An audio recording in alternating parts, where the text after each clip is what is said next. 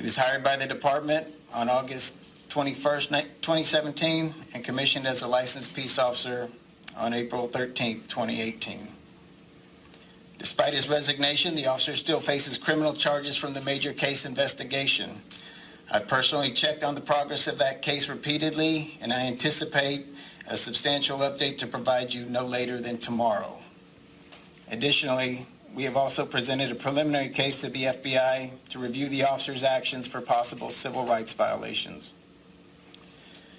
None of this information can ease the pain of Atatiana's family, but I hope it shows the community that we take these incidents seriously. We will continue to provide updates as they become available. Thank you.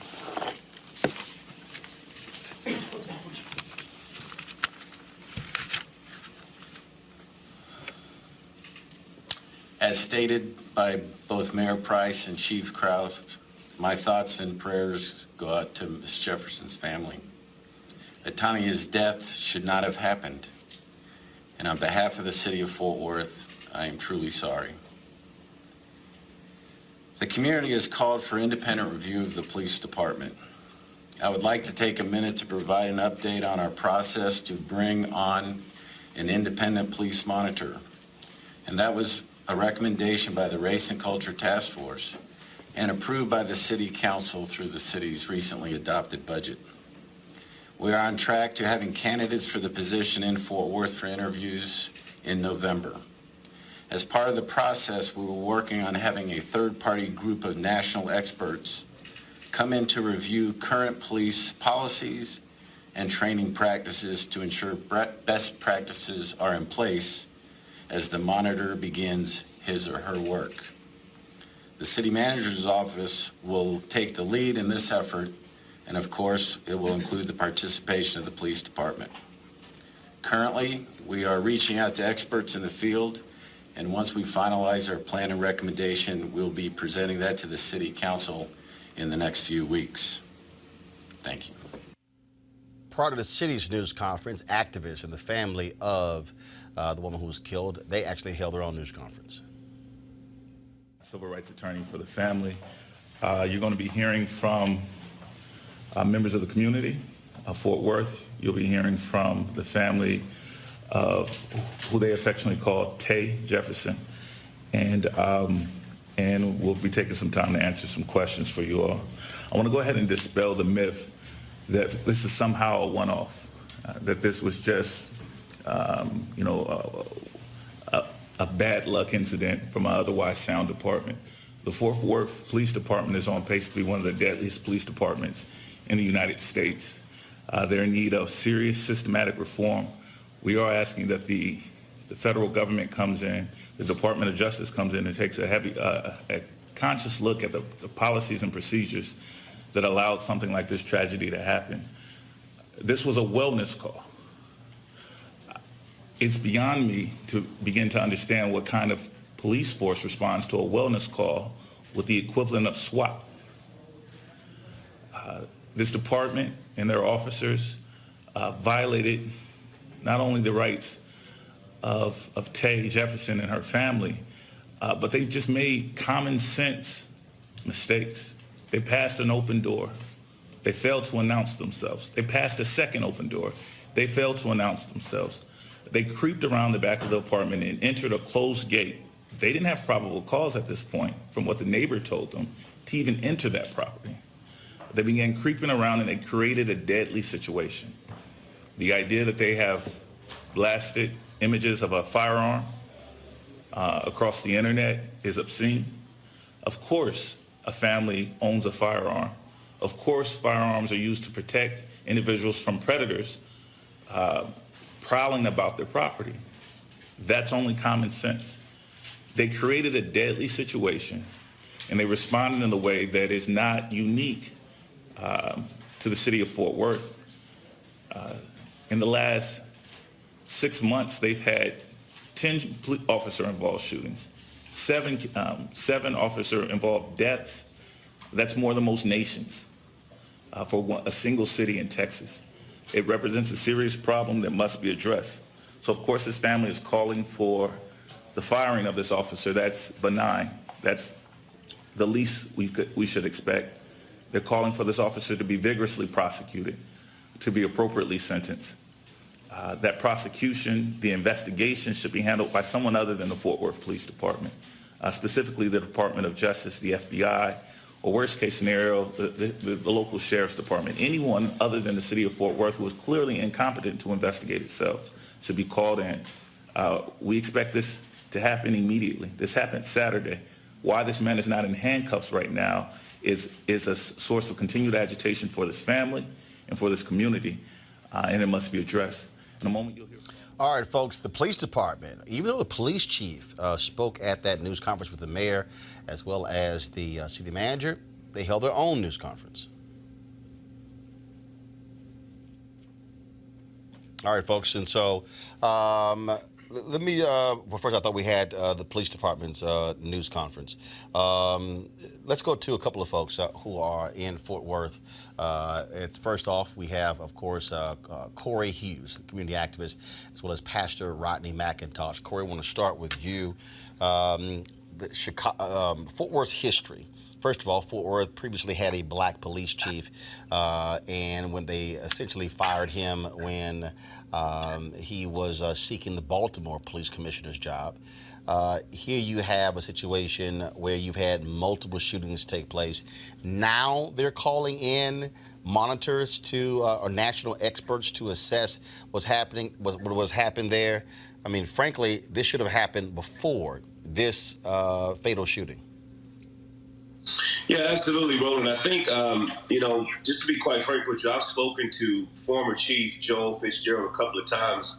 And the reality is one of the reasons that they wanted to push him out is because I think in his own way he realized that he was fighting against a system that has been in place in the city of Fort Worth for a very long time. Anybody that knows anything about Fort Worth, Texas knows it's the good old boy system. That is not very favorable to African Americans. We were extremely surprised when they brought in a black chief. Looks like Corey's video has frozen. Is Pastor Rodney? There we go. Okay, now we have you back. Go ahead, Corey. Your video froze there. Oh, I'm sorry about that. And so, yeah, they just really, Fitzgerald was really trying his best to make changes. He wasn't perfect, but I think he was trying to do his best for our community in the situation that he was in. And so they quickly got rid of him because he was holding their feet to the fire as it relates to some of the tactics that they use, the policing tactics that have been inbred in this department for a very long time. Pastor McIntosh.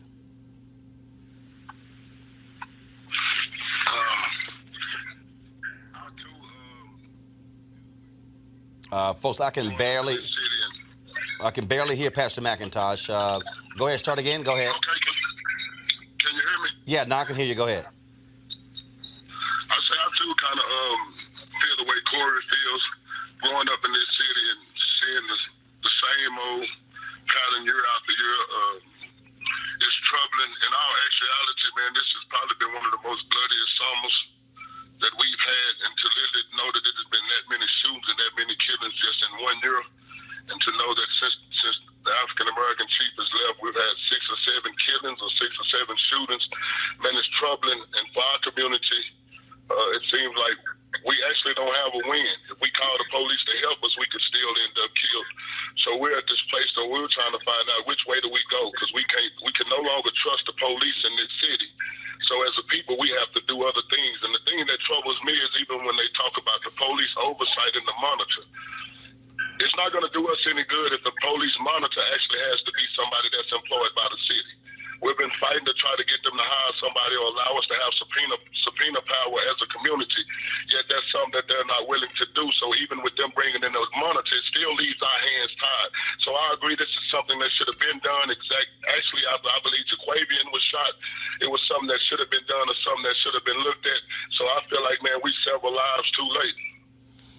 Corey, I'm quite familiar, obviously, with Fort Worth. I spent time 2.5 years as a City Hall reporter of the Fort Worth Star-Telegram in the early to mid-'90s. When we talk about what is next, obviously the city moved quickly to move to fire this officer. He resigned before he could be fired. But still, what's troubling is he hasn't been charged yet. I mean, the police chief said that they're pursuing charges, but if you have enough evidence to fire a guy, how do you not have enough evidence to charge him? Now, indictment by the DA, by the grand jury is totally different, but to not charge him. Corey, go ahead. Looks like we froze. Pastor McIntosh. Just want to get your thoughts there. That the officer has not been arrested yet. Yes, I know, and that also is amazes me or bothers me, because I agree with you. If you have enough evidence to fire, or if you can actually, even at the press conference, admit that he done something wrong, I'm trying to find out why he has not been charged either. But not only were we bothered about the fact that now he has not been charged, I'm also bothered by the fact that it took him this long to release his name, to release his identity, because in all actuality, I've spoken and I told him if somebody in our community would have did what he did, we would have knew all of that information within hours. So we got to find out what we can do to change these policies and these laws that allow them to be protected the way they are. Because he should have never been given the opportunity to resign. He should have been fired the next day, and he should have already been charged with murder. And I say murder because I don't want them to try to tell us that it was manslaughter, it was an accident. Man, you cannot come to somebody else's house and shoot in the window not knowing who you shooting at and take a life and expect us to continue to allow this to go on. So I totally agree with you. I wonder why he's not been charged with murder. And as a leader in our community, man, we're going to continue to fight and be consistent in our fight until we see them literally charge him with murder. And we're going to have to put pressure on our DA, too, because in all actuality, Fort Worth is a city that is not known for actually pressing charges against the Fort Worth Police Department. All right, then. Pastor McIntosh, Corey Hughes, we certainly appreciate it. Thank you so very much for joining us. I'm sure we'll be talking to you more in the next few days. We want to introduce our panel right now. Dr. Avis Jones-DeWeaver, political strategist, as well as leadership strategist. Also, Julian Malveaux, Dr. Julian Malveaux, economist, president emerita, Bennett College. Julian Boykin, founder and chairman, Young Republicans of Southern Maryland. Avis, when you see this story, phenomenal young woman, Xavier University graduate, at home, enjoying just a night with her nephew. And you heard the mayor talk about it, but this young man has to live with what he witnessed. Yeah, absolutely. I mean, I watched some of the family's press conference today, and it was heartbreaking to hear that her little nephew was in the room the entire time. They both heard noises outside. He wanted to look in the window, and she stopped him to go look in the window to investigate. And that's when she was murdered. And he witnessed the entire thing. This little 8-year-old boy will never get over that. Never. And I don't understand why they've not only allowed this person to resign versus fire him, but as you've mentioned, now he's a free man. He can be anywhere. What's stopping him from leaving the state and fleeing? He needs to be arrested. He needs to be in jail now, because this was nothing but cold-blooded murder. Julian, this cop, Aaron Dean, former cop, joined the force April 2018. I mean, and so when you think about that, and when you watch that video, at no point does he yell police. No. I mean, he never identifies himself. And if you're this woman, who the hell is outside of my house with a flashlight and a gun pointing into my home? Roland, 3 things. Number 1, we need to look at who is on the police forces. You have these people, he's young, it's not an excuse, but he's been there a year. He obviously has not been trained because he doesn't have any sense. How do you do that? That's 1, just a whole notion of police training. Number 2, such a girl was in her own self home. I'm bleeding, really, when I saw this. I was bleeding about this. And what I'm thinking is that why did he, within less than 30 seconds, shoot? It was actually about 4 6 seconds. Without identifying himself. Yeah. So that, again, it's a training thing, but also the bias thing. And the number 3, as Avis has said, this young boy, this 8-year-old, who watched his aunt being massacred. What will we do for him? So there's just so much here to talk about, but not really to talk about, but to really deal with. And then, Roland, oftentimes we talk about these police shootings, we talk about black men. This is an opportunity to talk about the many ways that black women are massacred. And I say this in the name of Mary Turner, lynched in 1919 because she stood up because her husband was lynched. And she was lynched. There's so, we had all these lynchings. First of all, you get Rekia, but first of all, you didn't got to go to lynch. You don't go to lynching. Rekia Boyd, shot and killed by Dante Servant in Chicago. Yeah. She gets shot in the head. They don't charge him properly. He walks. Ayanna Jones in Detroit, exact same thing happened there. And so, Julian, there are a number of these incidences. But still, what is common here is whether it's a black woman or a black man, black is the most common thing when it comes to these cops. And when they, and again, they see us and it's shoot first. Right. Yes. Then we'll do everything. Then we'll do everything else later. Yeah. Julie, hold on 1 second. Julie, let me get you in. I think it's something needs to be done about it.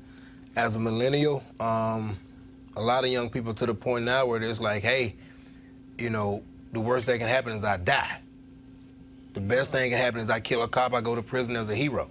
I mean, it's getting to that point because, excuse me, you can't, you can't say, hey, let's put our faith in the legal system. As we see, the legal system is not doing what they're supposed to do, which is serve and protect. So when I see the video, I look at it like, okay, what did he see? I never heard the officer identify himself. I never heard the officer call for backup or anything. I just, what made the officer go snoop around the backyard? Normally, I thought the officer, they knock at your front door and tell someone. Right, they never knock. They never knock. First of all, the video you're seeing right now, folks, pull it up. This is the graduation ceremony, I believe, when Aaron Dean graduated. And so that is him, him right here. The third person, the first person from the right, that is Aaron Dean. And the thing here is, again, when you look at, you talk about every single practice broken. Every single one here. Lee Merritt said it. You're entering property for no probable cause. Right. It's a wellness check. How do you not knock on the front door and say, anyone home? If we think back to the video of the black woman in Billings, Montana, same thing. Yeah. There was a door that was ajar, and the cops stepped in. I'm just not understanding at 2 o'clock in the morning, if they say a door is ajar, how is that not your first move? Now, this whole, what I did, you think if somebody's broken into, you're going to scare the robbers or whatever? And of course, the guy who called said it's been open since 10 o'clock. This is 2 a.m. That's 4 hours. Right. If the place got robbed, they're probably gone. No, I'm just saying they're probably gone. True. Yeah. But Roland, the issue is that they went into a place where a black woman was, a black community, and did not do the appropriate warnings, which you would have done anywhere else. Put your hands up, I'm a police officer. No, the man never said he was a police. He just massacred that woman. Massacred her. And you were outside the house, Ava. Yes. Wait a minute, you're outside the house firing into the house. And you don't even know who the hell you're firing at. You have no idea. There's been no report that says a gun was raised. None of that. That's exactly where I was going. Nothing. That's exactly where I was going. It is complete and utterly infuriating that the moment that they let this video out, which showed their incompetence, at the same time they released this picture of this gun that was supposedly found in her home. And I'm saying supposedly very intentionally, because we know that there are practices of police who keep extra guns in their cars all the time to plant in certain circumstances where they want to cover up what they did. But even if they didn't plant it, she has the right to own a gun and protect her home when she believes there are prowlers in her backyard. There is absolutely no excuse for what happened, and this man needs to be put under the jail right now. Now the question is, again, what is he going to get charged with? That's going to be the question. Will it be murder? Will you see that? That's going to be the question. We'll see what happens. Now the move is on the police department. Will they actually arrest Aaron Dean and charge him? Will he also be indicted by the Tarrant County grand jury? Don't forget, this is the same county that sent Crystal Mason to jail for 5 years for illegal voting. Let's see what happens to this cop. Got to go to a break. When we come back, we're going to talk with Judge Tammi Kemp. She, of course, was a judge in the Amber Guyger trial. Many of you did not particularly like what happened after Guyger was found guilty and was sentenced. Well, you get to hear directly from the judge to explain herself. That's next. Roland Martin Unfiltered. Back in a moment. You want to check out Roland Martin Unfiltered? YouTube.com/Roland S. Martin. And subscribe to our YouTube channel. There's only one daily digital show out here that keeps it black and keep it real. It's Roland Martin Unfiltered. See that name right there? Roland Martin Unfiltered. Like, share, and subscribe to our YouTube channel. That's YouTube.com/Roland S. Martin. And don't forget to turn on your notifications so when we go live, you'll know it. All right, folks, you heard me talk a lot about marijuanastock.org. Why? Because I want to keep you informed of investment opportunities that make sense. We've all watched the growth of the cannabis industry. A recent report by New Frontier Data estimates the global cannabis market at more than $340 billion. We know that marijuana is sweeping across the country, legalizing across the country. We also know that marijuana has a good cousin, the hemp plant, with a much higher concentration of CBD. That means hemp gives you all the medical benefits of marijuana without getting you high. Until recently, hemp farming was practically illegal in the U.S. and heavily regulated by the DEA, but that all changed with the 2018 Farm Bill, making it illegal to grow hemp CBD in the U.S., thus creating one of the largest commodities worldwide. They, of course, need land to grow all of the plants, and that's where the folks at 420 Real Estate come in. Of course, their business model is simple. They buy land that supports hemp CBD grow operations and lease it to licensed, high-paying tenants. They're hemp CBD landlords, and you can get in on the action. What they've done for the folks who watch for Roland Martin Unfiltered is originally the minimum investment was going to be $500 for this crowdfunding campaign, but now it's $200. You can invest up from $200 up to $10,000. Again, this is a $340 billion global industry, and it is still growing. To invest, go to marijuanastock.org. It's marijuanastock.org. Get in the game and get in the game now. Of course, many folks were paying lots of attention to the trial of Amber Guyger. She, of course, is the former Dallas police officer who shot and killed Botham Jean in his apartment, she says, mistaking it for hers. She was found guilty of murder and sentenced to 10 years in jail. But it was what took place after that caused lots of folks talking. Judge Tammi Kemp was the one who was sitting on the bench presiding over this trial, and she, of course, has received lots of criticism, and so we talked to her, and she said, we'd love to come on and share her thoughts about exactly what took place in her courtroom. Judge Kemp, welcome to Roland Martin Unfiltered. Oh, thank you. Thanks for having me. I want to start here, first and foremost. We started this trial off. It was very interesting because a lot of people who were talking about you initially when you showed disdain or disgust with the Dallas County District Attorney for giving an interview the day before the trial. And so there were a lot of people who were saying, man, this black female judge, she doesn't play, don't mess with her.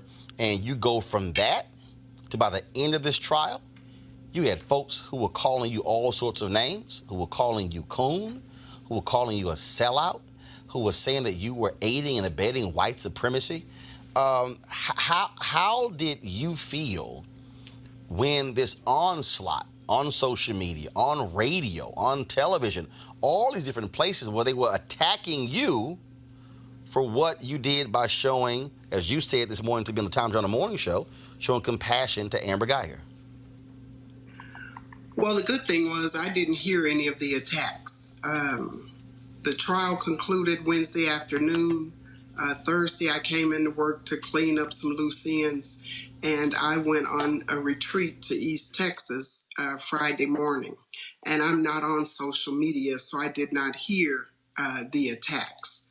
Saturday morning, when I was notified about the death of Joshua Brown, I was also told about the attacks on social media. And what I believed and thought was, I didn't realize that the victim impact statement had been aired on Court TV. But nevertheless, I don't think the persons who were attacking me had witnessed the victim impact statement on court TV. Now, insofar as calling me a coon or a sellout, anyone that would say that about me does not know me.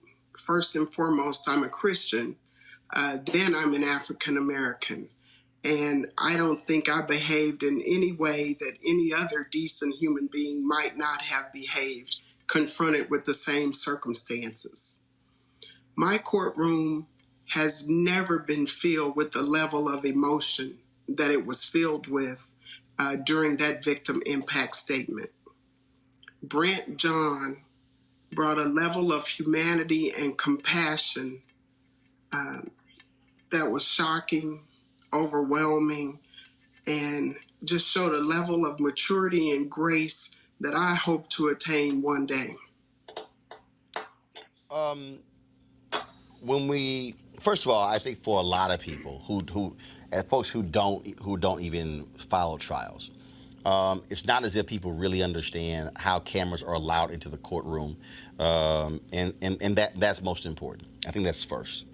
But second of all, as this was going along, you had people who were really upset, people who were angry. Do you believe that the visceral reaction was a result of folks' anger, not just at what they saw you do, but because the jury chose to sentence her to just 10 years in prison?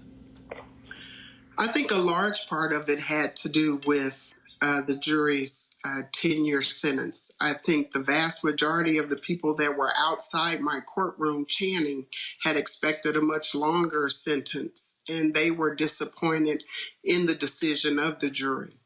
I think for a lot of people, in essence, we've taken someone who represented almost a perfect sacrifice in Mr. Jean, and then we have the police officer who has obviously caused his death.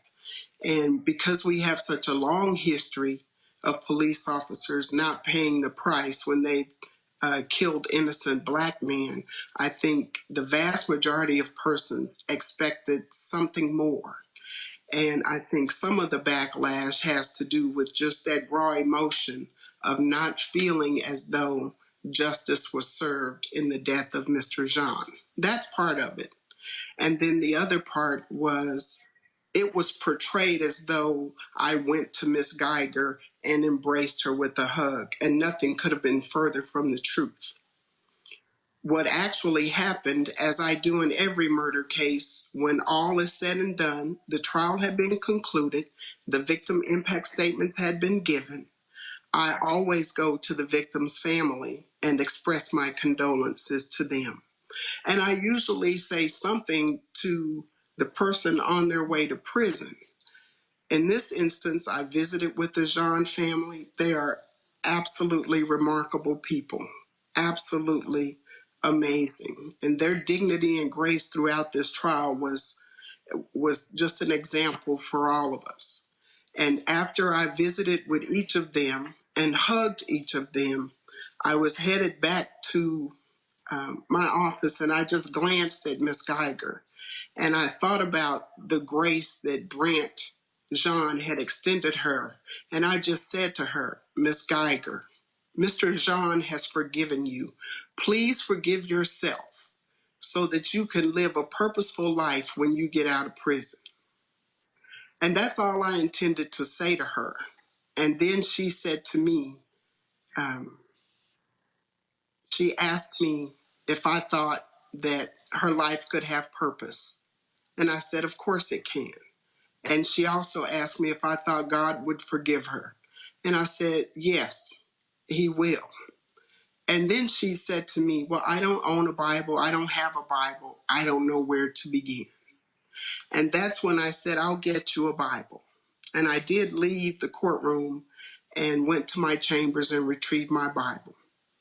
And I did point her to John 3:16. I read it with her, and I explained it to her. And I asked her to read it again and insert her name where it says the whosoever, so she could understand that God has done this for her as well.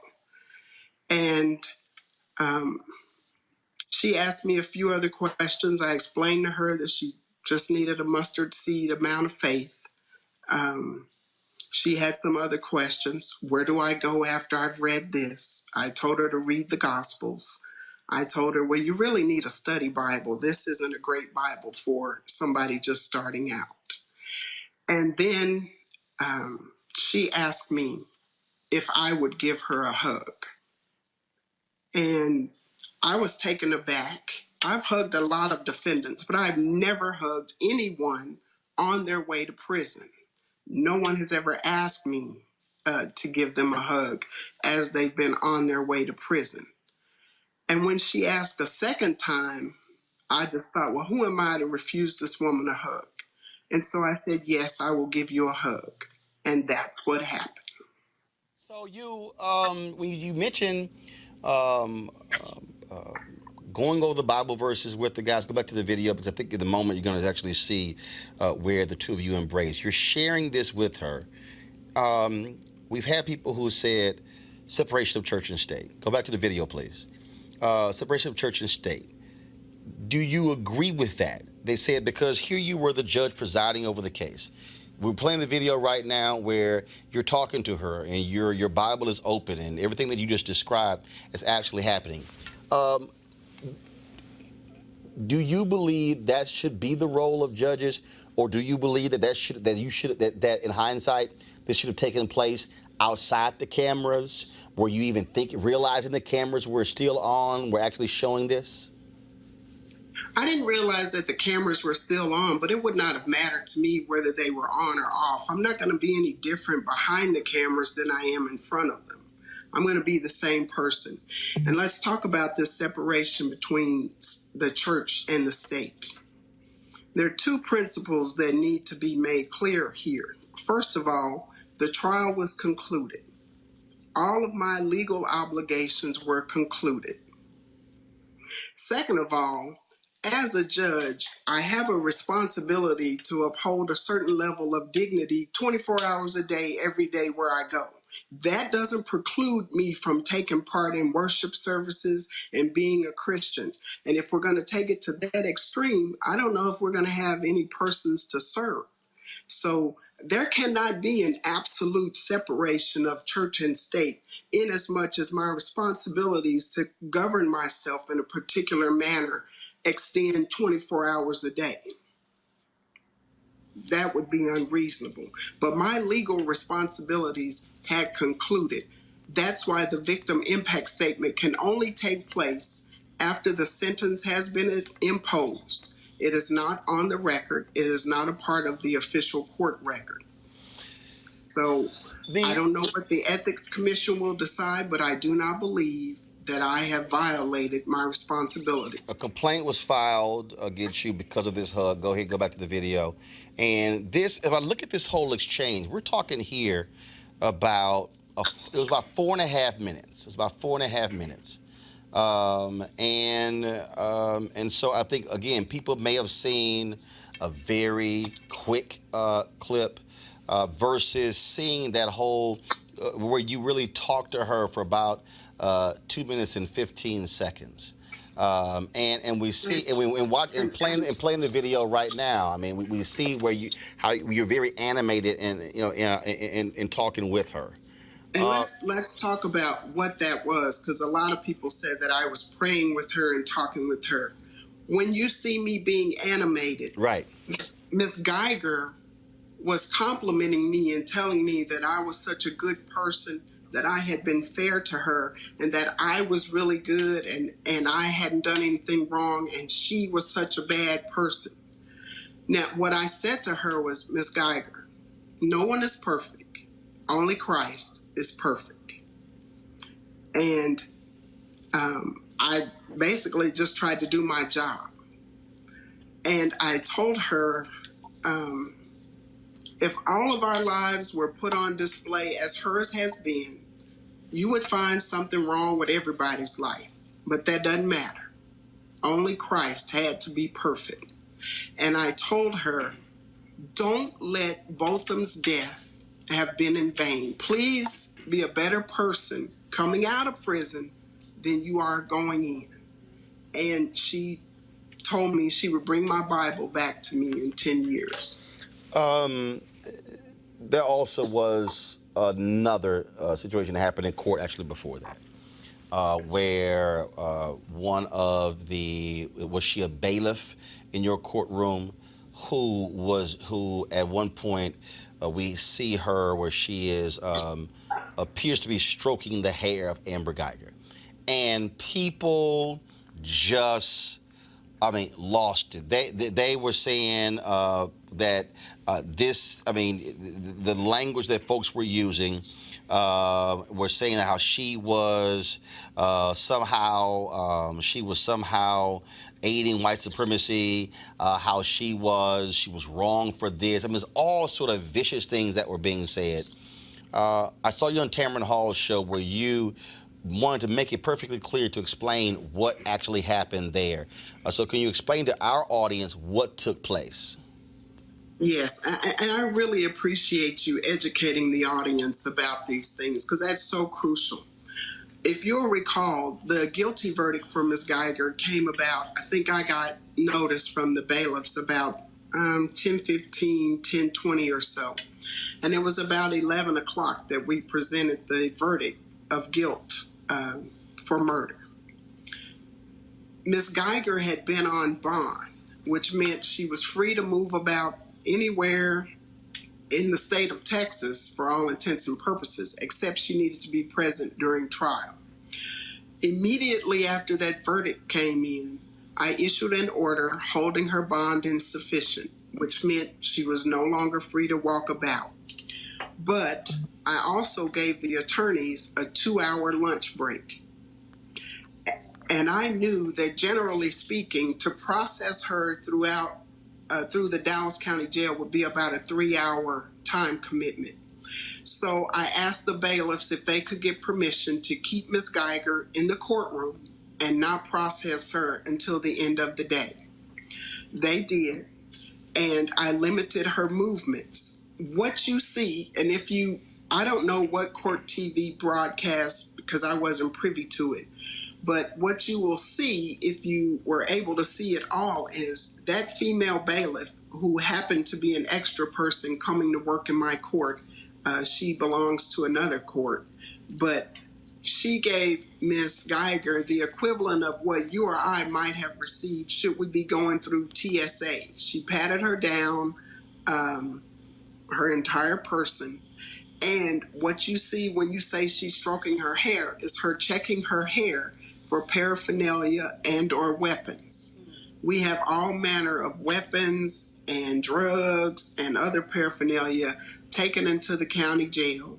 And so any woman and or man who's booked in, their hair will be searched. If you have a wig on, it will be removed. If you have extensions, they will be examined. Your hair will be gone through to make certain you don't have any weapons or other paraphernalia that's entering the jail. And that's what you saw that bailiff doing. And again, when you heard it, and guys, go back to it. You had people who were calling her a mammy, and they were.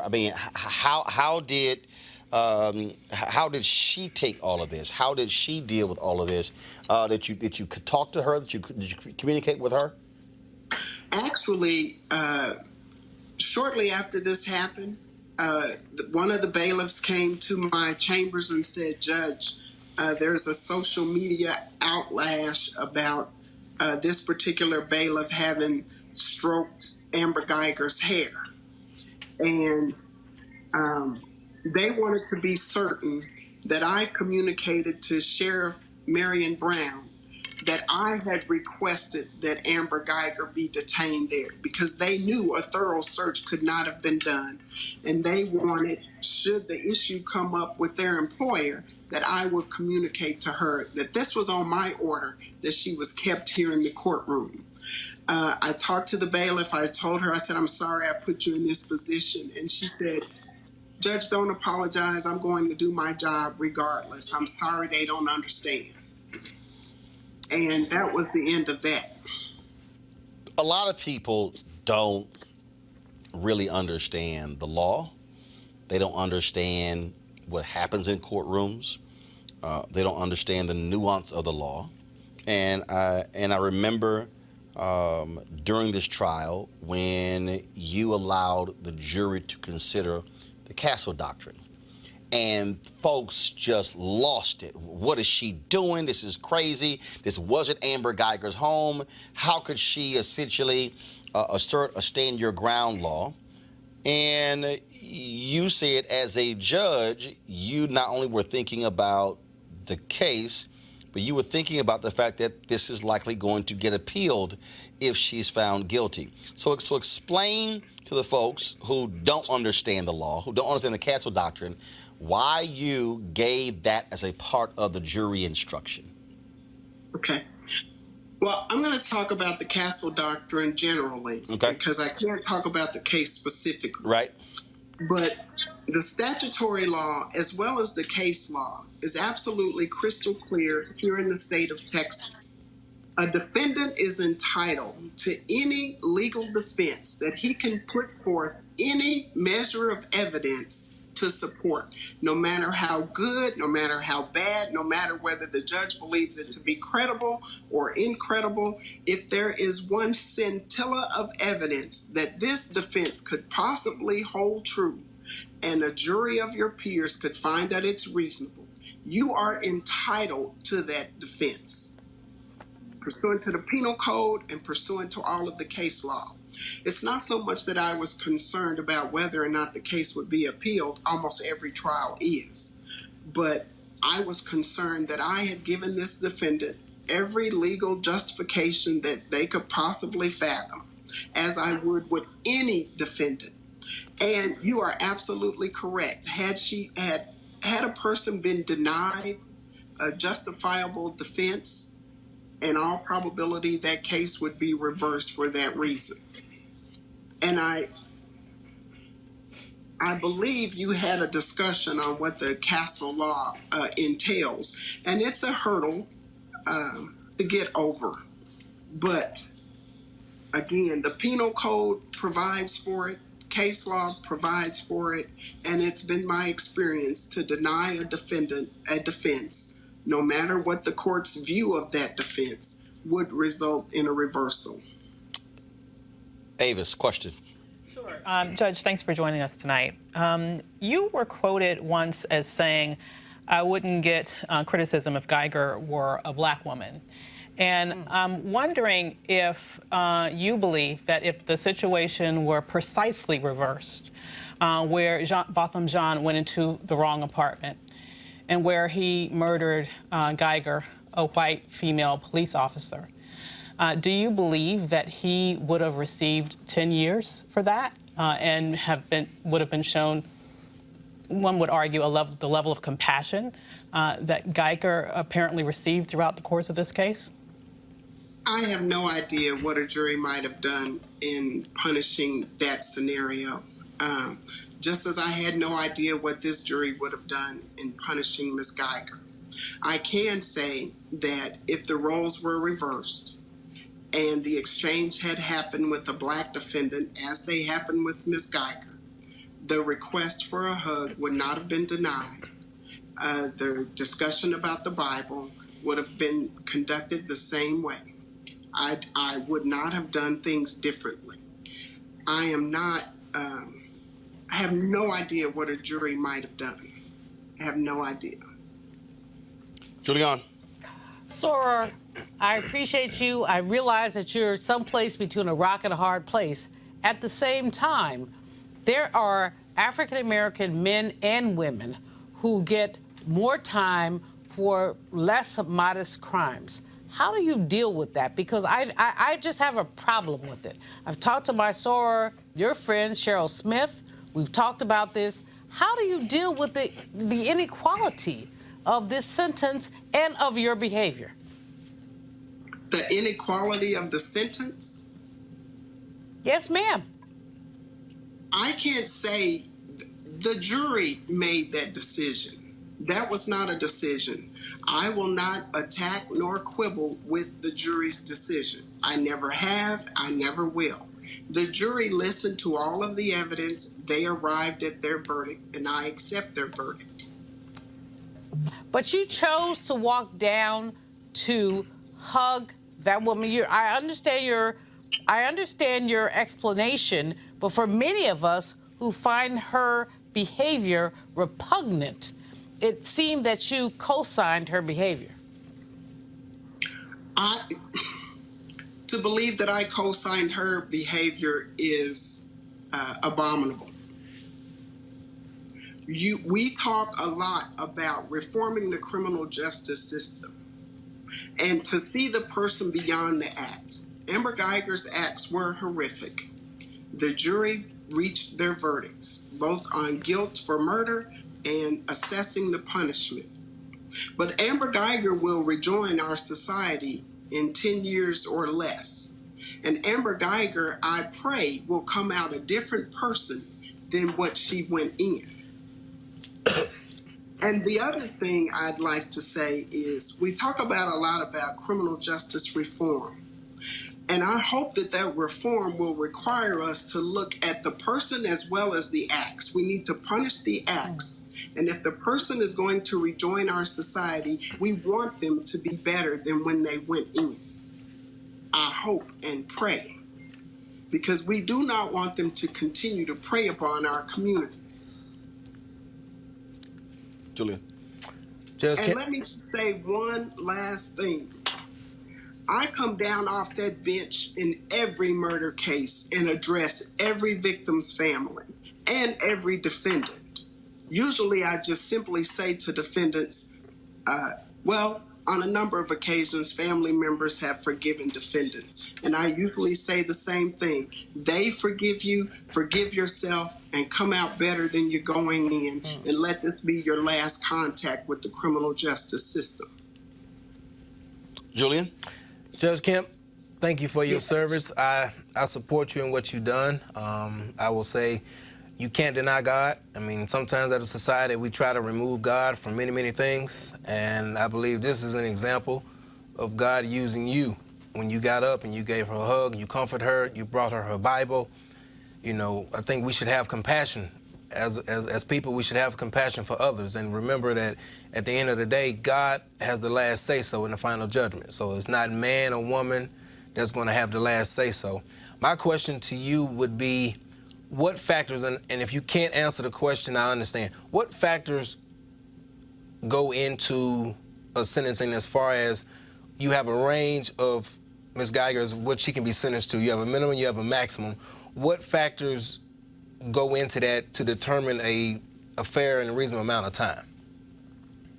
Well, here in Texas, the range of punishment for murder is from 5 years to 99 years or life in prison. And of course, the jury could assess a fine not to exceed $10,000.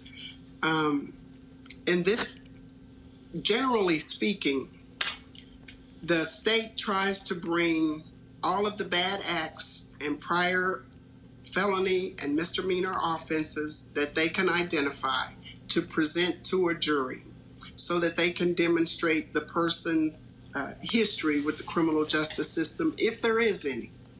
And then the defense has an opportunity to bring in as many people as they can gather to demonstrate that this person has some redeemable value or has done good things and that they're a good person. And not uncommon, we had both of those things done in this case. And I don't know where it is the jury, why they were swayed one way or another. I know the state asked for 28 years. I don't know how the jury arrived at 10. I never questioned them about that, even in my comments in the jury room as I thanked them again for their service. That's why we have a jury of 12 people to come to reason together. Judge, I think here's what I think what people, I think people don't understand. You are a state judge. This Correct. was a jury trial. Federal cases are different, correct? Absolutely. So Yeah, in federal cases, and I've seen it, the jury may render a decision in a federal case, and the judge could frankly could throw out that jury's decision and actually provide a different sentence, correct? You are absolutely correct. And you are correct in saying I am without that power in state court. So in state court, again, for all these people out here who are commenting, I see all of y'all ridiculous ass comments on YouTube, you don't understand the law. The reality is, in a state court, when the prosecution puts on a case and the prosecution recommends a certain number of years, when they go into that jury room, the jurors are deciding punishment and sentencing. And so in this case here, she could have been sentenced, I think it was up to 99 years. I think that was the number, up to 99 years. Mm-hmm. But the jury made the decision. 5 blacks, 5 Latinos, 2 whites? You're correct. So that's what I don't think people understand. This ain't CSI or television. This is a state court. So the jury, so in our system, in the state courts, juries are determining those things, not the judge. Absolutely. And Texas is one of the few states left where the juries assess punishment. But again, that decision is made by the defendant as to whom they would like to assess their punishment. So the defense, so explain that. So what you're saying is, she and her lawyers could have said, Judge, you assess the penalty, or the jury. So that option is given to the defendant.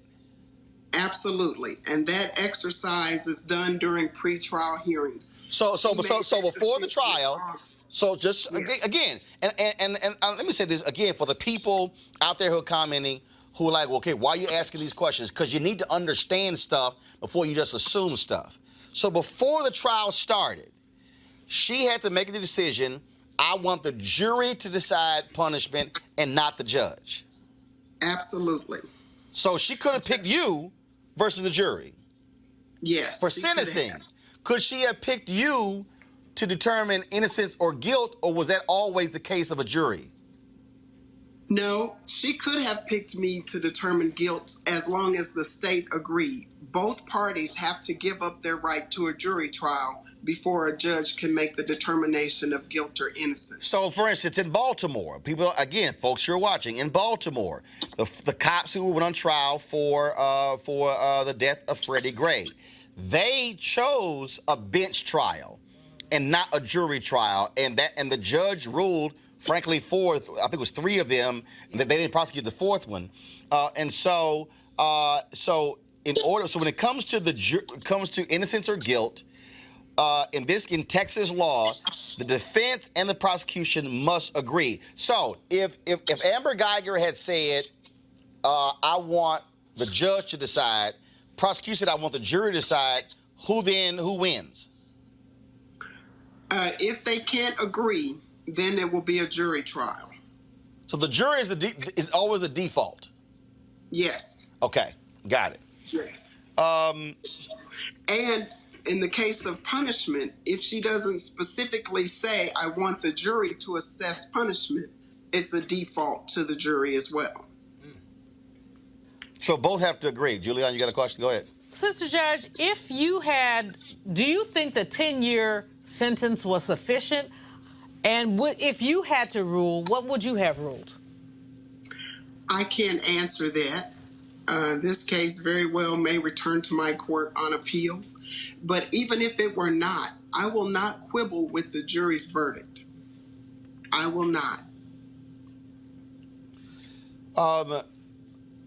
Last question for you, Judge.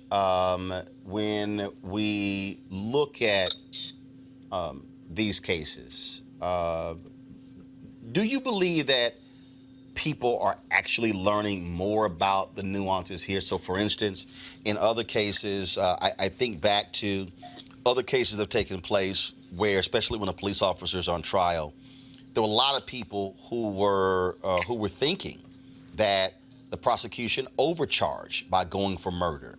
You have cases where it's negligence, where you have homicide, where you have manslaughter. You have all kinds of different charges.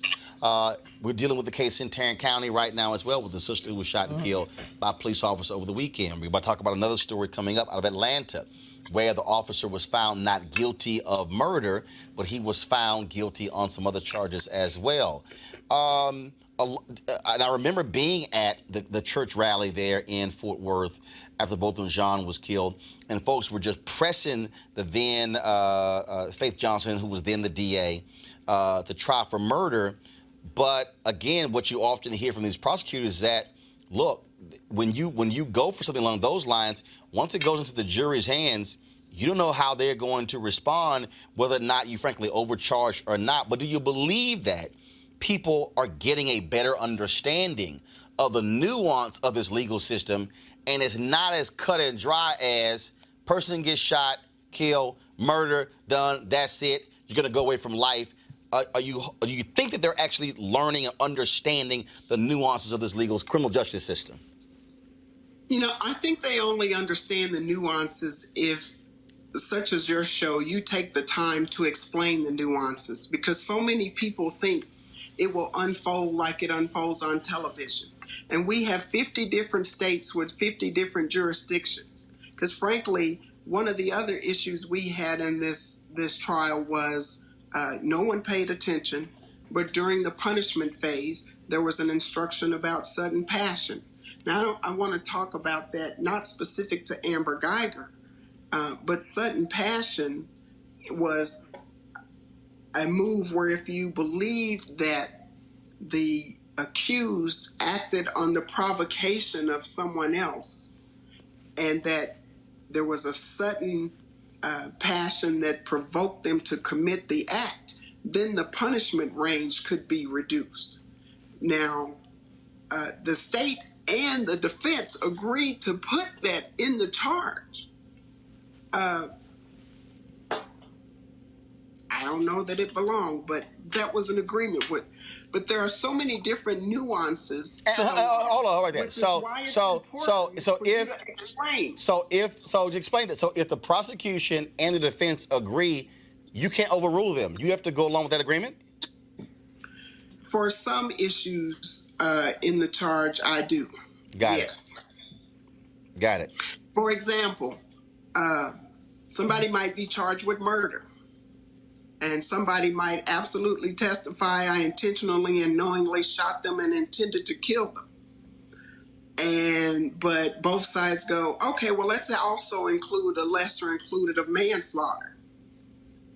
There hadn't been any testimony about something being reckless, haphazard, but they can agree that they want to put a lesser included in the charge. Judge Tammi Kemp, we appreciate you joining us and spending this amount of time sharing your thoughts in this particular case. Frankly, folks may not be satisfied with what you had to say, but the reality is you're the judge. This case moves forward. And as you said, depending upon what happens, depending upon appeals, it may very well come back to your courtroom. We certainly thank you for joining us on Roland Unfiltered. Thank you, sir. Thank you. Mr. Martin, I just really appreciate you at least educating the public. And if nothing else, please implore your audience to participate on the jury panel. And for God's sake, don't get there and say, I can't judge people. We're not asking you to judge. Well, I'm asking you to judge a single moment in time. Only God is going to judge the person. But if you can, implore your audience to participate as jurors. Because that is one of my pet peeves. So many times we want to complain about the system, but we don't want to participate in the system. And participation requires you listening to the hard cases. I'm so very grateful that we had a diverse jury, but it was only because they said yes to their summons. So if you could just encourage your audience to participate in the criminal justice system. It can't get any better if we don't all work at it. All right, Judge Tammi Kemp, we surely appreciate it. Thanks a lot. Thank you. All right, thank you very much. Go to our panel here. See, that's what I like. Literally, I'm sitting here reading all these people, and they're making these silly ass comments like, "Oh my God, you're throwing softball questions." Here's the deal: if you don't know why somebody did something, you have to ask the question, why did you do this? What were you thinking? What were the motives behind it? See, unlike some simple Simons, okay, I want to get the answer first so you can understand what took place. Otherwise, you don't know what the hell happened. There were people who went off on the Castle Doctrine. All these non-lawyers, folks who ain't never been in the courtroom, were going off not understanding why, not understanding background. And again, that's what happens when you're ill-informed and you're just sitting at home just commenting on stuff and not really understanding what actually happens in these cases. I go back to the Rekia Boyd when she was shot and killed. When Dante Servin went to court, the judge said the prosecutors charged him with the wrong crime. And Dante Servin walked out of that jail, walked out of that courtroom, free, could not be charged again. He has never been held accountable for the death of Rekia Boyd. And so when folks demand certain indictments, they're not understanding the nuances of the law, because if you're a prosecutor, your job is to get a win. Right. What you don't want to do is, as some say, overcharge. Many believe, Avis, that Angela Corey overcharged George Zimmerman, that she purposely positioned that as opposed to saying, let me charge to ensure he go to jail, and he walked. Yeah, I mean, honestly, she threw the case. I mean, that's so honest. That's so easy to see that she threw that case. But I believe with this one, the reason why this has people so deeply touched and moved and angry, and I would argue rightfully angry, is because people are examining this issue in the broader context of what we know is real as it relates to this criminal justice system. And the fact that this gentleman was completely innocent, the fact that you had a neighbor who videotaped her immediate reaction, in which her compatriots in the police force took her video, squashed it, and that woman has now been fired from her job. And the fact that 2 days after she was sentenced to just 10 years, the main person who testified against her in court ends up executed, which if you believe somebody drove all the way from Louisiana to Texas to buy some weed, I have some swamp land I need to sell you. I mean, just because I'm paranoid does not mean there aren't people who are out to get me. And so although people may have been jumping to some conclusions with this, the reasons why they did that are based in fact, historic fact, and contemporary fact as it relates to how the Black community is consistently faced with injustice in the criminal justice system. And so there is zero to none trust when we talk about the system. The point that she made about juries was absolutely correct, Julianne, because I get sick of all these people out here bitching and moaning about unjust jury decisions. And we had Ben Crump on here. We've had numerous lawyers on here who said, y'all don't know what it feels like to walk into that courtroom and all I see are white folks serving on juries. And all I see are Black folks trying to kill themselves to get out. Now, totally understand the sacrifice when it comes to serving on juries, when it comes to making money and income, but here's a reality. First and foremost, I think back to Reverend Jackson when he was in Ferguson. All these young brothers were on the corners talking about, one, they were saying all the civil rights leaders need to go to hell. Reverend Jackson said, let me ask y'all a question. How many of y'all want to see the cop get indicted for killing Michael Brown? They're like, oh yeah. Selection. And so you have anybody who's hollering about, I don't like this. No. Registering, voting, jury selection, and for the people who don't want to see Black prosecutors, you need to see. Yeah. Thank you. See, all of the Kamala haters, all of the Marilyn Mosby haters, all of the people who act like no one should ever be a DA. No, you can't be out here yelling and screaming for there to be justice if you don't, and then if you don't have prosecutors who are not owned and operated by the police union. So you know what? Part of the part of the issue, of course, prosecutors' job is to prosecute. But so all these people who are like mad at Kamala, get over yourselves. But prosecutors' job is to prosecute, and they have discretion. What happened to Aramis Ayala in Florida? She says, I am not going to prosecute any death penalty cases. Governor Rick Scott got mad as hell, pulled out of her different cases. You see what happened with marijuana convictions. Cook County jails are down 19% in terms of incarceration because of Kim Foxx being the district attorney. And so again, I'm saying all of this because it is frustrating, and again, for the people who are sitting here, oh my goodness, that was too much nuance, why were you walking through that sort of stuff? Because the criminal justice system is not cut and dry. Because it's the not criminal simple. justice system is not about justice. And the other thing is that we make these comparisons between jurisdiction and jurisdiction as if they're the same. They're not. Right. So we get these, well, this one got 10 years and this got 10 years. Well, if that was California, that was Florida. So that's something we have to pay attention to, too. But the bottom line is there's insufficient participation of black people in the political process. And that insufficient participation leads us to insufficient outcomes. Folks, a former police officer in Georgia, I want to go to this story real quick. A former Georgia police officer found not guilty of murder on Monday, more than 4 years after he killed a naked, unarmed black man who served in the military who was mentally ill. A jury in DeKalb County found Robert Chip Olson guilty of aggravated assault, making a false statement, and 2 counts of violation of oath, but acquitted him on 2 felony murder charges. He faces up to 35 years in prison and is due to be sentenced on November 1st. Judge Letitia Dear Jackson said he can remain out on an $80,000 bond until then, though he will have an ankle monitor and be subject to a curfew. Whatever. Olson was charged with killing Anthony Hill, a 26-year-old Afghanistan war veteran, in March of 2015. Julian, real quick, that's the point there. Again, police officer kills a man in this case. Juries make different decisions. True. Mm-hmm. They do. I mean, I think more African Americans, this should be a wake-up call for a lot of us. You need to be registered voters, because it's not just about voting, it's also about, hey, you can go and be a juror and see that justice is served. As we see right here with this case, we had 5 blacks, you had 5 Hispanics. Can you imagine if it was an all-white jury? Yeah. And what the outcome would have been? Yeah, we can. How about the case in Connecticut where, of course, the police officer, a brother was kneeling down, hands up, and he was kneeling down, and he got to his knees, and the cop kicked him in the head, knocked him unconscious. Clear on the video. Brother made no move towards the cop. He was just going down.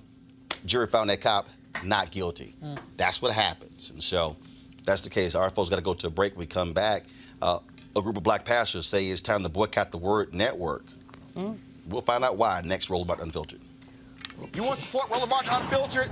Be sure to join our Bring the Funk fan club. Every dollar that you give to us supports our daily digital show. There's only one daily digital show out here that keeps it black and keep it real. As Roland Martin Unfiltered. Support the Roland Martin Unfiltered daily digital show by going to RolandMartinUnfiltered.com. Our goal is to get 20,000 of our fans contributing $50 each for the whole year. You can make this possible. RolandMartinUnfiltered.com.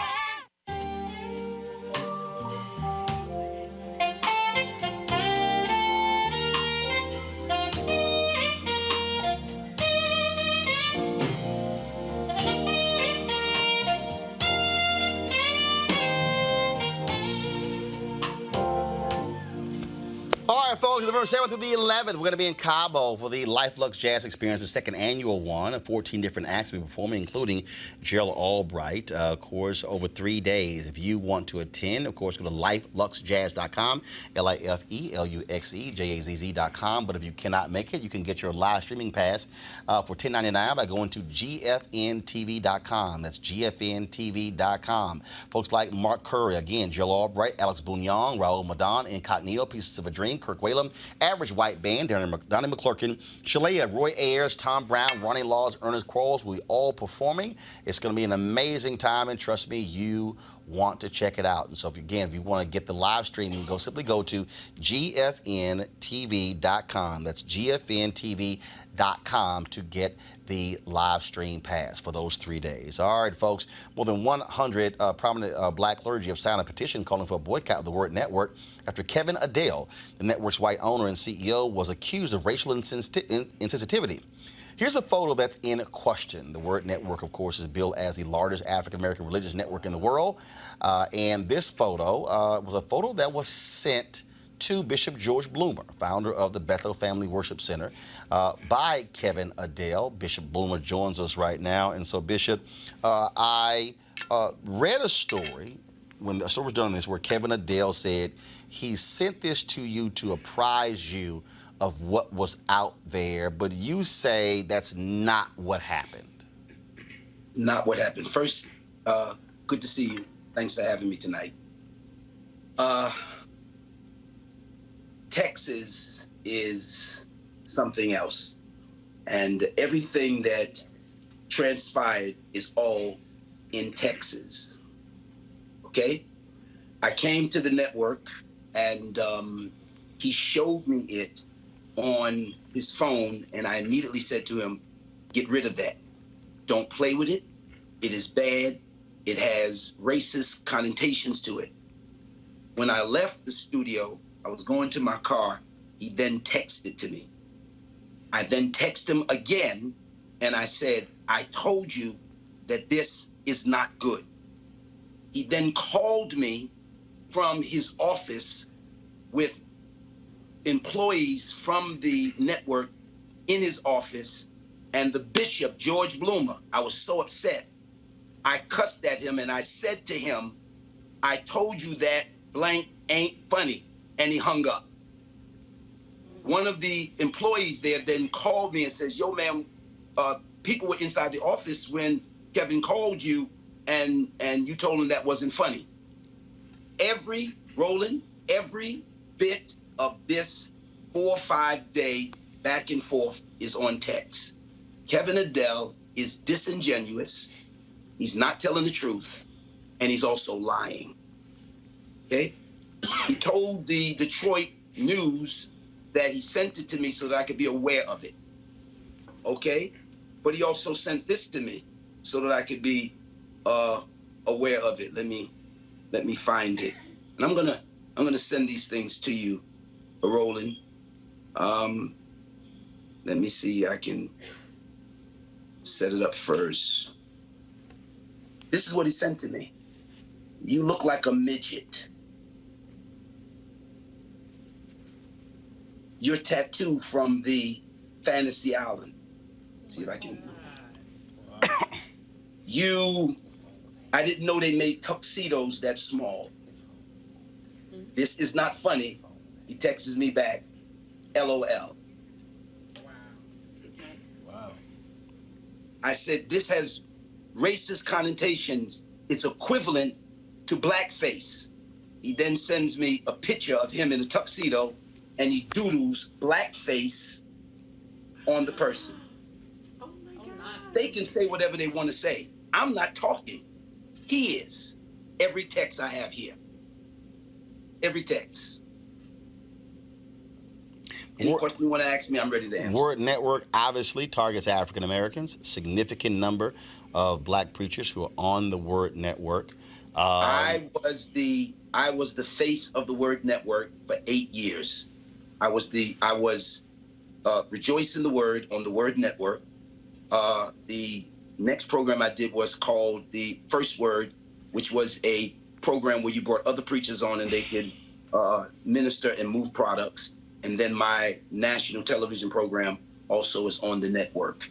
I don't know what got into him that day. This didn't happen in the studio. This happened over texting back and forth over a period of a few days. When we had our last conversation, I decided to quit.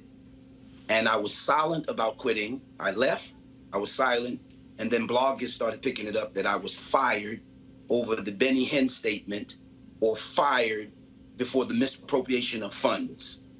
I then went on the Larry Reed show in order to get the word out that I was never fired. Bishop Neil Ellis from Global International Ministries called me and said, I've been hearing some things and I read some things online, and I called Kevin Liddell to speak to him, and I'm asking you, Bishop Bloomer, would you go and speak to Kevin Liddell? And I said, no. The only way I'll talk to him is if he puts out a press release stating that he never fired me and there's no misappropriation of funds. He told Bishop Ellis, no, he will not do that. It is not the policy of the Word Network to send out any press release. So I went online and got all the press releases that he had sent out when other people had quit or got fired. He wanted that negative connotation to stay out there with regarding and about me. He then told the newspaper that he wanted to change the programming on the network, and I wasn't in agreement with that. But he forgot the text that I sent him about all of the interviews that I had done with celebrities and movie stars.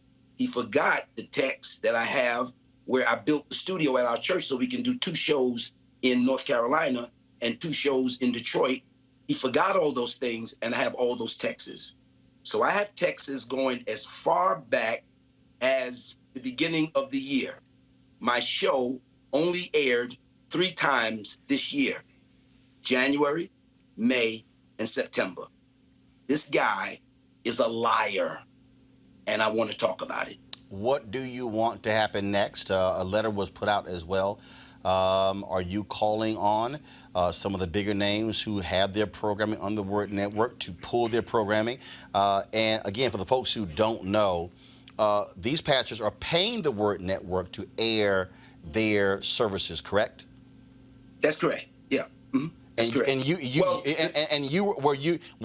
were you paid by the Word Network? Were you an employee of them? What was your financial arrangement? I wasn't an employee. I wasn't an employee of the Word Network, but I got free programming for my television programs, and then my books and tapes and so on and so forth like that. I would receive residuals that goes back to my ministry from that. But I wasn't on the payroll. I didn't get a check or anything like that. What has been the response from other preachers? Have they responded to what you? Oh my God! I didn't start the boycott. I didn't. I'm glad they started one, but I didn't start the boycott. I worked very, very, very, very, very hard to be an honest guy. And that's the truth. And I just can't let him, soil me and dog me like that. And that was it. At a later date, Roland, I'll share some other things, but I just wanted to clear that. Jamal Bryant was quite silent on this matter. And I called him and I said, your silence is questioning me, would make me question your activism. And he said, well, he was just hearing some things, he's taking things into consideration and what have you. And he did a show. And it's online, and he got up there and he began to talk, and he shared how that I had quit and I left the Word Network. But at the end of his statement, he said something that wasn't correct. He said, and after I quit, I went back and I did my final show, which was a lie. That never, ever happened. I called Jamal and I said, Jamal, this is not correct. This is not right. Jamal then did a retraction to what had happened. And I said this to Jamal. I said, you didn't make that up. Someone said that to you. So I know that there's a campaign to make things look like it is something that it isn't. And you asked me what I want out of this. I want the money that is owed to me, and it's a lot. How much? And How much? I would say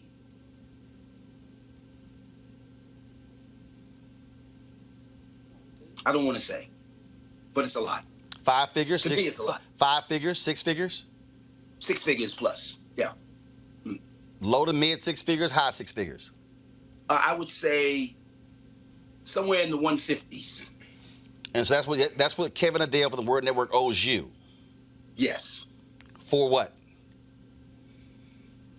When we had a Bible program, and we would I wrote 60 some odd books, so I would do a show, and then for the show there would be a book offer, and so we sell the book to the ministry at a premium.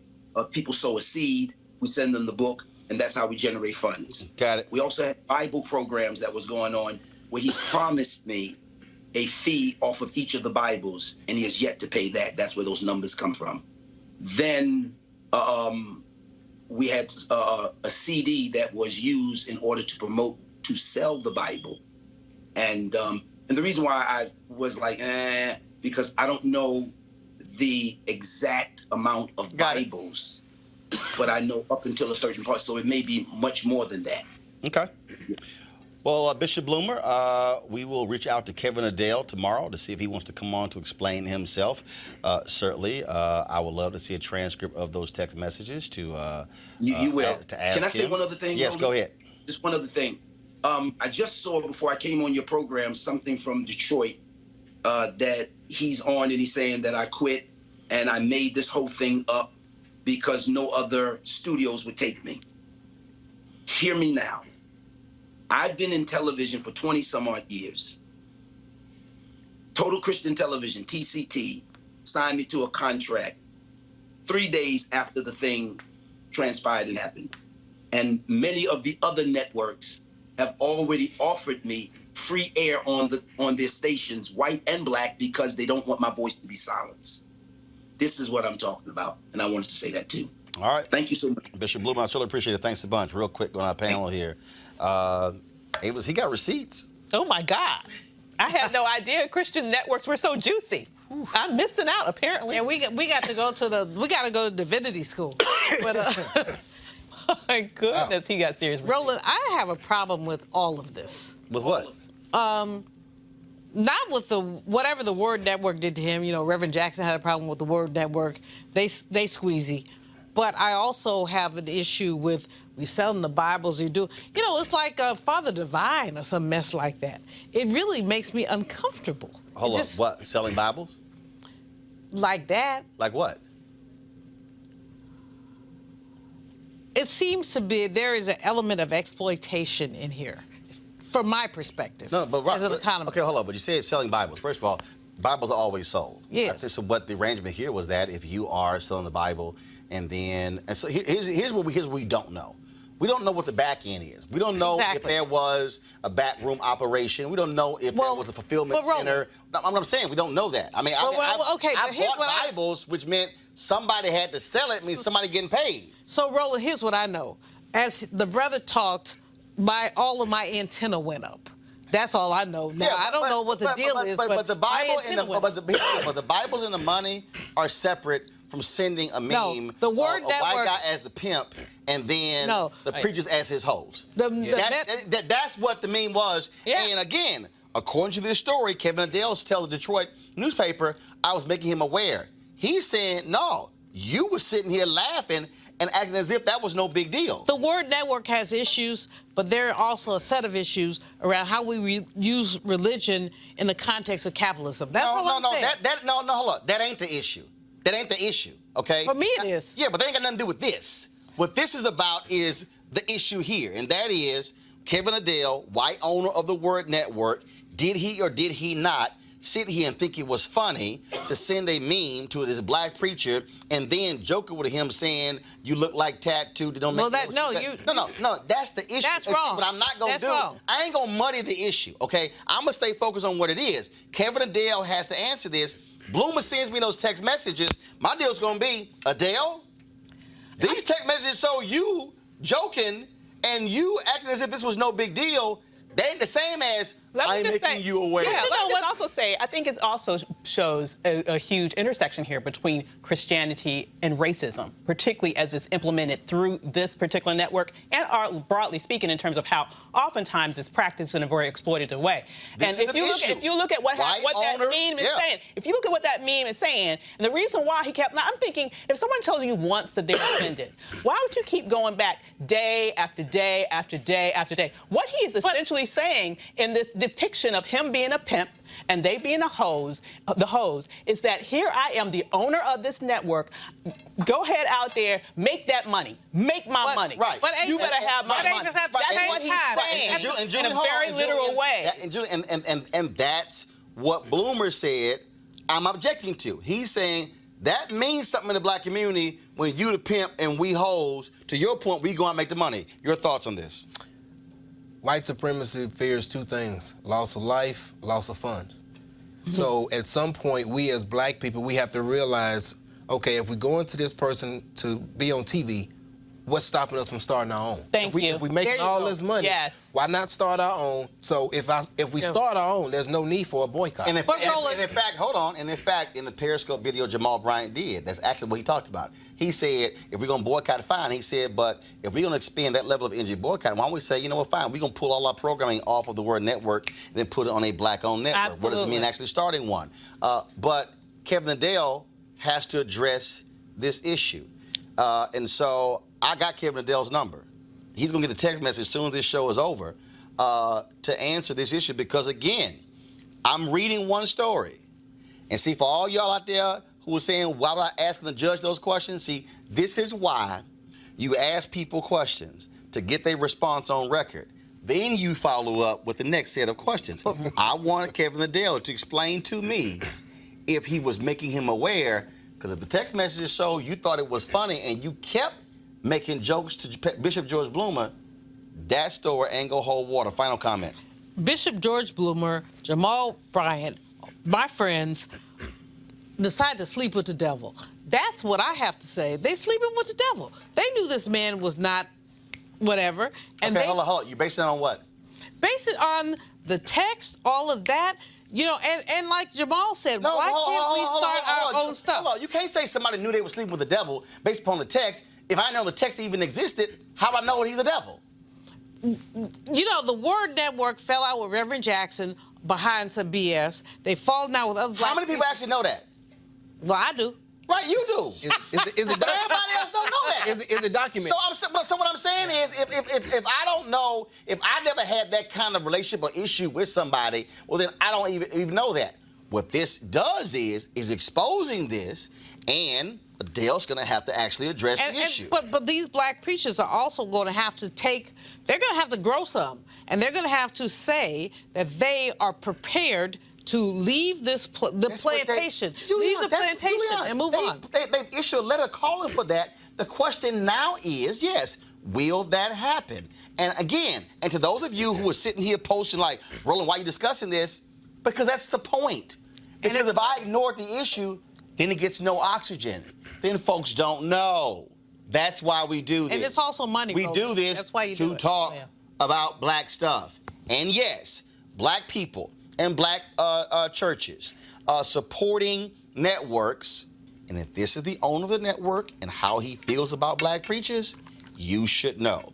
Folks, this is why we do Roland Martin Unfiltered, discuss the very things that other networks will not talk about, will not cover, and from our perspective, and that's why we want you to support us, please go to RolandMartinUnfiltered.com, join our Bring the Funk fan club. Go to, of course, you can give via Cash App, PayPal, or Square. Everything that we do goes to support, again, goes to support our coverage of various issues. This week we'll be broadcasting from Melanie Campbell's her awards gala that's taking place on Wednesday night from the American Heart Association event, broadcasting from that Thursday. Friday, we're going to be in Chicago for Louis Carr's men's conference. So it's a crazy busy week. And in fact, we'll also I'll be broadcasting Wednesday morning from National Minority Supply Development Council in Atlanta. So it's a crazy busy week. That's why we do what we do, to bring you black news, black issues from a black perspective. All right, folks, I got to go. I know normally we go an hour. We chose to go longer this time, about an hour and 45 minutes, but we had some great stuff. It was important for us to cover those issues, so we certainly thanks a bunch. I'll see you guys tomorrow. Holla!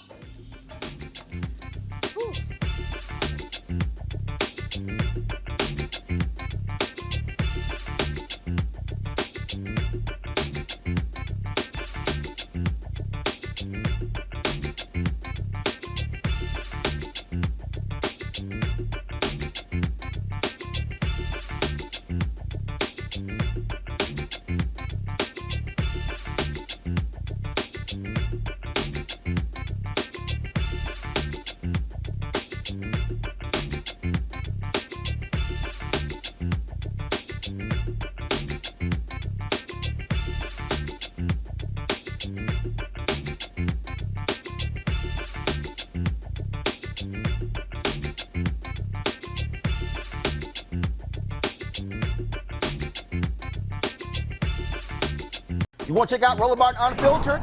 YouTube.com/Roland S. Martin. And subscribe to our YouTube channel. There's only one daily digital show out here that keeps it black and keep it real. It's Roland Martin Unfiltered. See that name right there?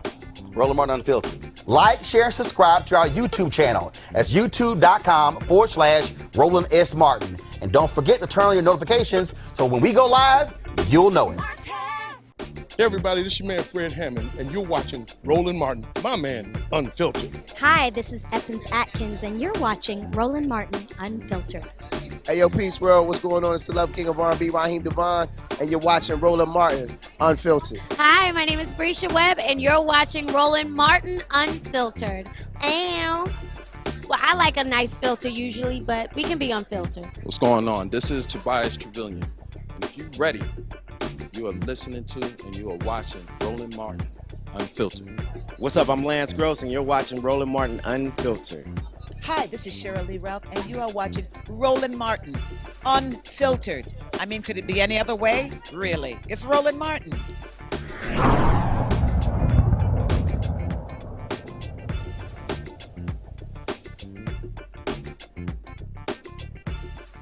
You want to support Roland Martin Unfiltered? Be sure to join our Bring the Funk fan club. Every dollar that you give to us supports our daily digital show. There's only one daily digital show out here that keeps it black and keep it real as Roland Martin Unfiltered. Support the Roland Martin Unfiltered daily digital show by going to RolandMartinUnfiltered.com. Our goal is to get 20,000 of our fans contributing $50 each for the whole year. You can make this possible. RolandMartinUnfiltered.com. Hey fam, want to check out Roland Martin Unfiltered, the blackest show on all of digital, cable, and broadcast. Check out our audio podcast. There's only one daily digital show out here that keeps it black and keep it real. It's Roland Martin Unfiltered. Press play.